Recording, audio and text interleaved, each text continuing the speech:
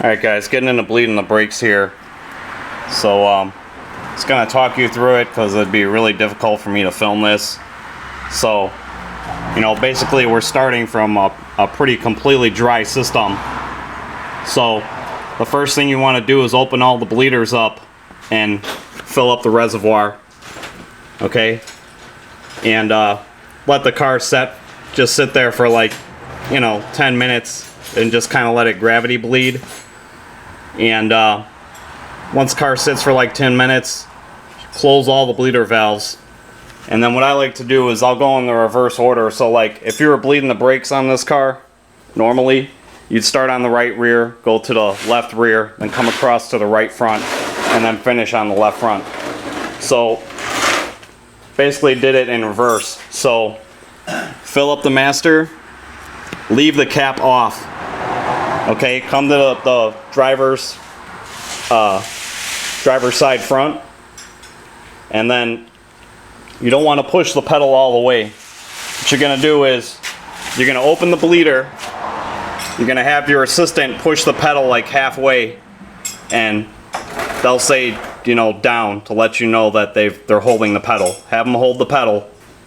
Then you're going to close this bleeder, and then you tell them to release. They'll release the pedal, and keep repeating that.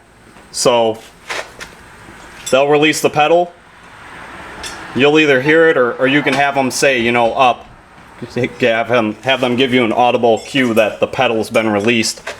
So once they release the pedal, you're going to open this bleeder again and tell them to pump. And they're going to slowly just push that pedal halfway. They're going to say down.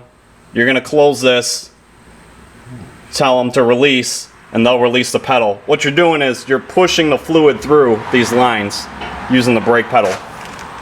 So that's what we did. I went all the way around the car. So you're going to start on this driver's side front until you get some fluid coming out, and then check the reservoir. Then you're going to go to the passenger side front. Same thing. Open that bleeder, have them push the pedal. When they push it halfway, stop, shut that bleeder, have them release the pedal. So keep doing it on that side until you get some fluid coming out. And then you're going to move to the driver's side rear. Once again, same process until you get some fluid coming out. And then move to the passenger side rear until you get some fluid coming out there. So after that, once all of them are releasing brake fluid at all four corners of the car, you want to bleed the brakes you would normally. So beginning on the right rear, you're just gonna, I'll have the assistant, I'll tell your assistant, say pump, have them pump the pedal 3 times. You don't have to go gorilla, don't push really hard, just give it 3 normal pumps. On that last pump, they're gonna say holding. They're gonna hold the pedal, they're not gonna release the pedal. You're gonna open the bleeder, the pedal's going to go down. They're going to say, whoever's pushing that pedal is going to say down, and they're going to hold it down. They're not going to release it.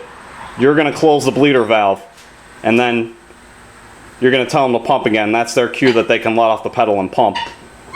So I went around the car and did a regular bleed, right rear, right front, left front.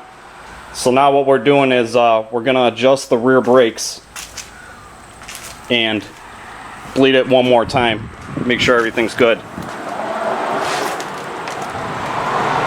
So we're going to make that adjustment on the rears, get the shoes where they need to be, and bleed it one more time. And something else that it's funny, the things you don't check that kind of bite you. So we got new calipers, and over on the passenger side, trying to finish things up, get the banjo bolt in there to connect the line. And the banjo bolt did not want to go in. So we ended up taking the caliper back off. I had to use my thread chaser.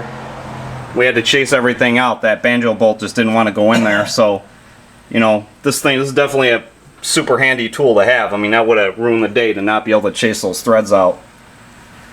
So, got the threads all chased out, got that on there. And then when I came over and was trying to bleed this side, it was actually leaking.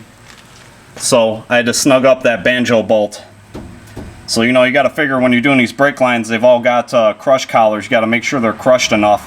So I mean, you'll know it's leaking. I was over here bleeding and I saw fluid dripping down from here, so you know it's coming out of the line. So keep an eye out for that. And then you always want to make sure that you're not running out of fluid on the master cylinder. So I'm going to have to top this off before we do another round of bleeding. But we're getting there. Alright, we got the brakes all bled down. We're just going to get it up to operating temperature. And we're going to shut it down and eat lunch, come back, do an oil change. Should be ready to bolt up the wheels and do a little test drive.